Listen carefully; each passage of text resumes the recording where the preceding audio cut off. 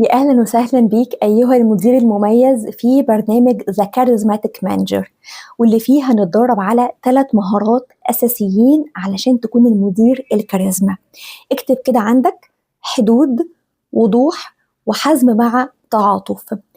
وخلينا نبتدي النهاردة بالحدود، وخلينا نتفق على حاجة في البداية: إن المدير اللي بيوافق على كل الطلبات أو التاسكات أو بيرد في أي وقت على الستاف بتاعه أو مديره أو متعاون جدا في الشغل وبيعمل كل حاجة، ده مش معناه إن هو مدير ضعيف الشخصية، لأن دي تراب كده أو فخ كتير من المديرين بيقعوا فيه وبيقولوا هو أنا علشان مدير طيب، علشان أنا مدير متعاون، علشان أنا مدير قلبي على الشغل يستغلوني بالشكل ده. المشكلة مش في شخصيتك خالص. أنا مديرة طيبة جدا ومديرة متعاونة جدا، ولكن عندي مهارة بناء الحدود. فأنت كل اللي ينقصك مش إنك تغير شخصيتك وتبقى حد تاني، لأن أنت لو بقيت حد تاني مش هتكون مؤثر. أنت تأثيرك في مكانك وانجذاب الناس ليك والطاقة بتاعتك، الفايبس بتاعتك اللي بتنشرها هي نتيجة حقيقيتك. فأنت كل ما تكون حقيقي أكتر كل ما هتكون مؤثر، ولكن كل اللي مطلوب منك إنك مع الحقيقية بتاعتك دي تتدرب على مهارات تحميك من استنزاف الآخرين، اللي أحيانا بيكون بوعي بنية مقصودة وأحيانا بيكون من غير قصد تماما.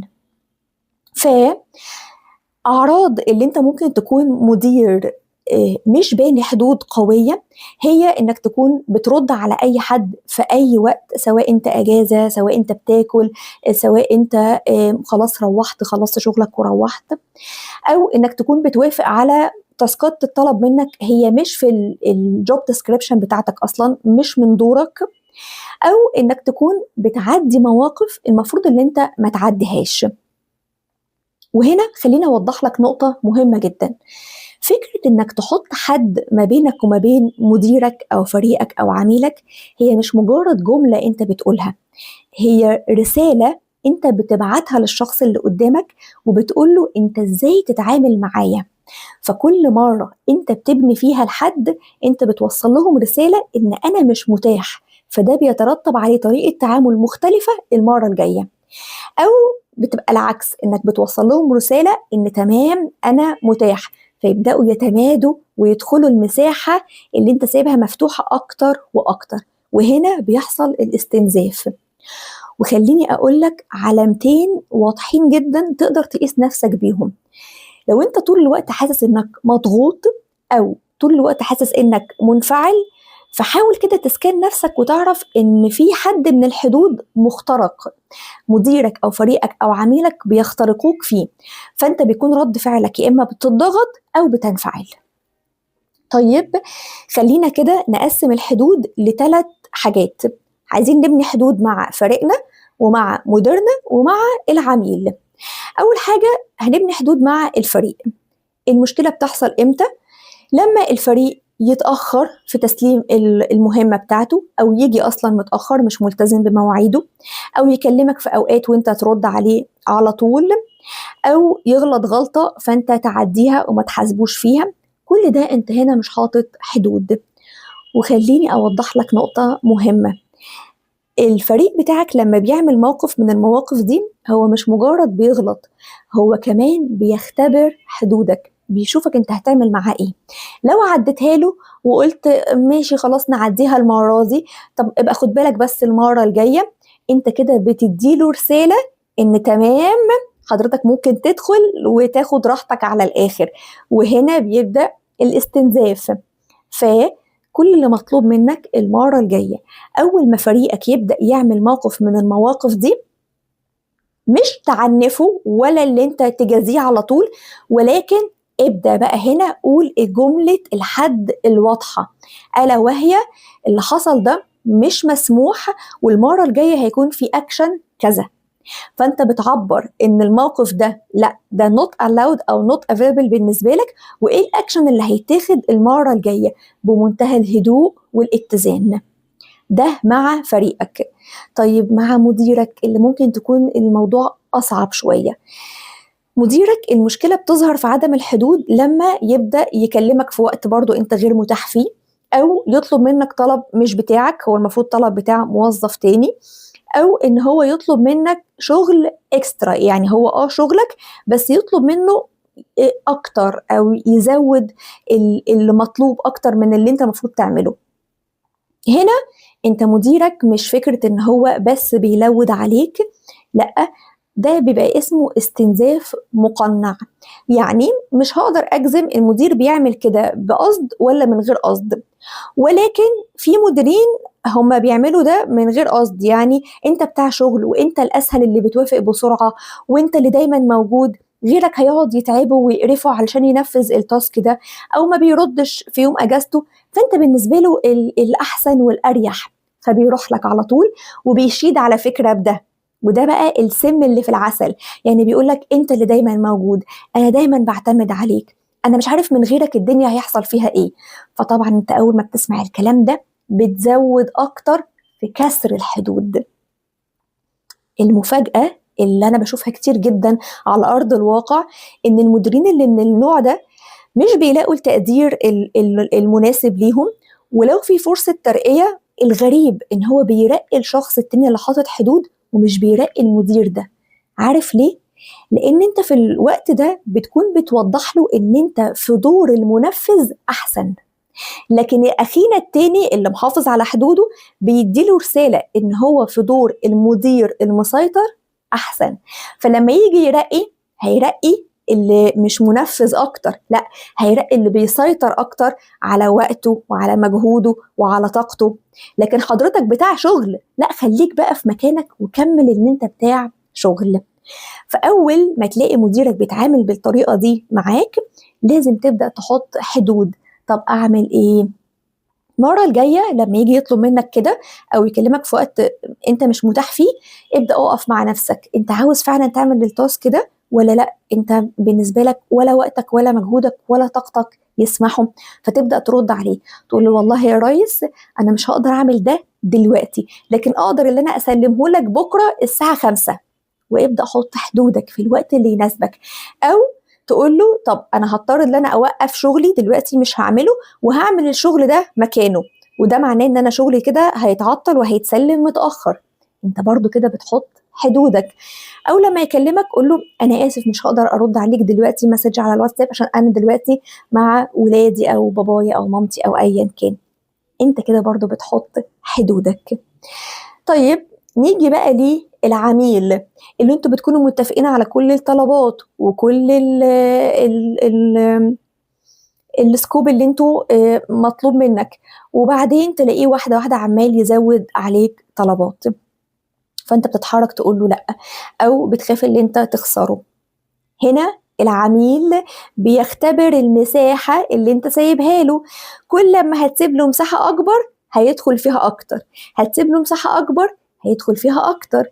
ما احنا عندنا مثل كده بيقول ايه، اللي يلاقي دلع وما يتدلعش يبقى ايه؟ يبقى اهبل. فالعميل بيلعب عليك نفس اللعبة، هو طلب منك طلب زيادة، لقاك وافقت فهيطلب منك طلب اكبر، وهكذا. فانت محتاج تعمل ايه؟ تقلل المساحة دي شوية. فبمنتهى الود والاحترام هتقول له اه جميل، الطلب اللي انت طلبته ده فعلا هيفرق في النتيجة النهائية، ولكن ده احنا ما اتفقناش عليه، فخلينا بقى كده نعيد الاتفاق من اول وجديد بوقت اللي احنا هنوسع الوقت اكتر، والتكلفة كده هتزيد اكتر، وحط كل المتطلبات بتاعتك وكأنك بتتفق على سكوب جديد خالص. والعميل ادام طلب زيادة يبقى يدفع زيادة أو يديلك مساحة من الوقت زيادة، وهكذا. انت كده برضو بتحط حدودك مع عميلك. واللي انا عاوزه اقوله لك اللي انت كل ما هتحط حدودك اكتر مع العميل كل ما هيتمسك بيك اكتر، ده لو هو من البدايه العميل الصح، مش عميل توكسيك عاوز ياخد اكتر ما يدي او ياخد اكتر ما بيدفع، وده مش صح. فاللي انا عايزه اقوله لك في النهايه، علشان تقدر تحط حدود مع مديرك او فريقك او عميلك، اوعى تفتكر ان الموضوع سهل. يعني انت ممكن دلوقتي تكون اصلا بتقول ما هو الكلام سهل، لكن انا وقت الموقف لما باجي بقى عشان احط حدودي، لا، انا ممكن اتهز او اتلخبط او اخاف، لان ده عكس ما جهازك العصبي مستوعب. انت جهازك العصبي الأأمن ليه ان هو يوافق ويمشي الأمور وما يواجهش. فلما هتبدأ تعلمه على حاجة تانية وتبدأ تدربه ان هو ياخد موقف تاني، ممكن تلاقي فيه شوية مقاومة فتبدأ تتوتر، او ما يبقاش الموضوع بالنسبة لك مريح، فتلاقي نفسك رجعت للي انت بتكسر حدودك تاني. ذكر نفسك بقى بالمعادلة اللي أنا هديها لك دي، معادلة الحد الواضح، مكونة من 3 حاجات. أول حاجة وعي بالاستنزاف، يعني أنت محتاج تقعد مع نفسك وتكتب كده هو إيه التكلفة اللي أنت بتتكلفها في كل مرة بتكسر فيها حد مع فريقك أو مديرك أو عميلك. ولما يبقى عندك وعي كامل بالاستنزاف هتبدأ أكنك بتسخن نفسك كده اللي أنت لازم تحط الحد. الجزء التاني من المعادلة قرار واضح، ان انا احط حد مش مجرد جملة بقولها، دي لازم تخرج من جوايا، وده مش هيحصل غير لما انا اقرر فعلا من جوايا ان انا من النهاردة هحط حد. علشان وانت بتحط الحد ده ما تتهزش، لان اللي قدامك هيقرا الفايبس بتاعتك وانت بتحط الحد. وخد بالك برضو اللي احنا اذكياء قوي في ان احنا نحس باللي قدامنا. يعني لو انت جيت تحط الحد ده مع مديرك وهو حس ان انت بتجرب انك تحط الحد او لا، هيستغلك اكتر. يعني ايه؟ هيضغط عليك اكتر او هيدوس عليك اكتر، يقولك معقولة هترفض لي طلب؟ ده انا معتمد عليك، ده انا ملياش غيرك.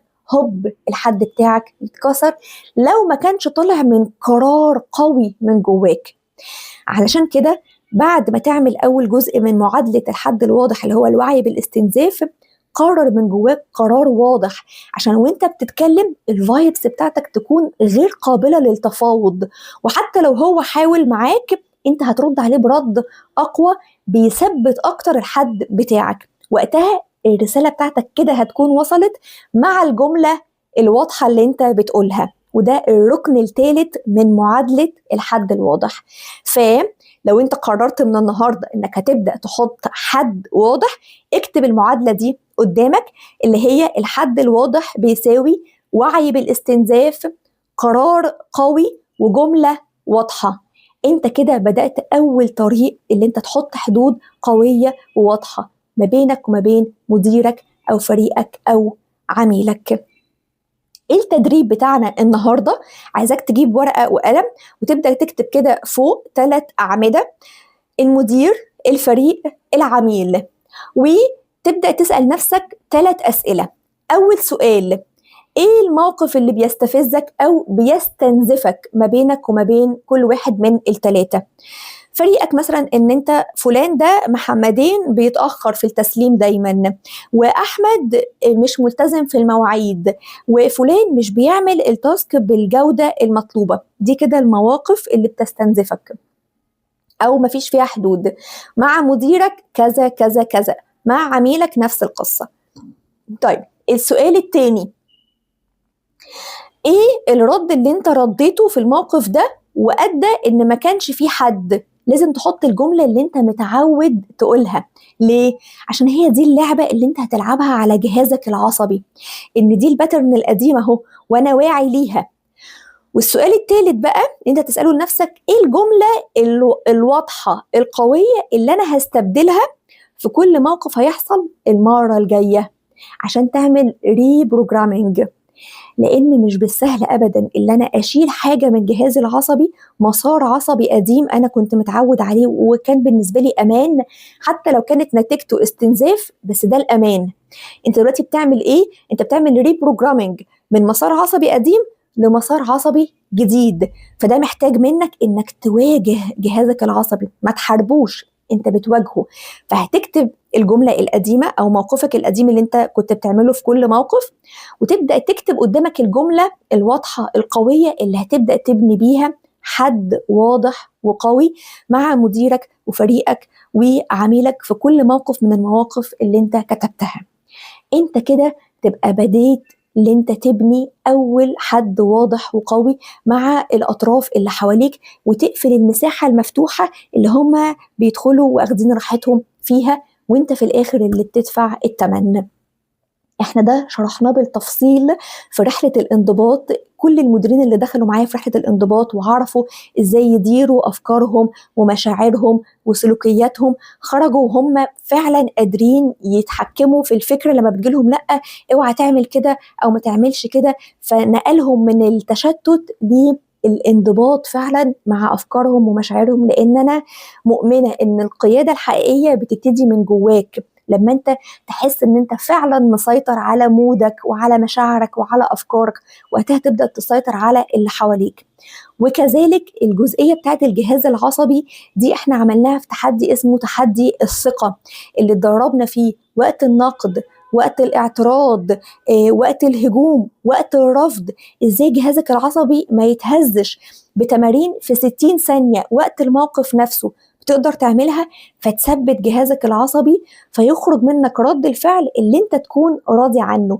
الاتنين دول انا عملتهم في باندل اسمهم جولد باندل، وده عليه اوفر قوي جدا على مدار شهر مارس لو انت حابب انك تاخد خطوات عميقة اكتر او تشتغل على نفسك بشكل عملي اكتر، فتقدر ان انت تبني حدودك بشكل قوي.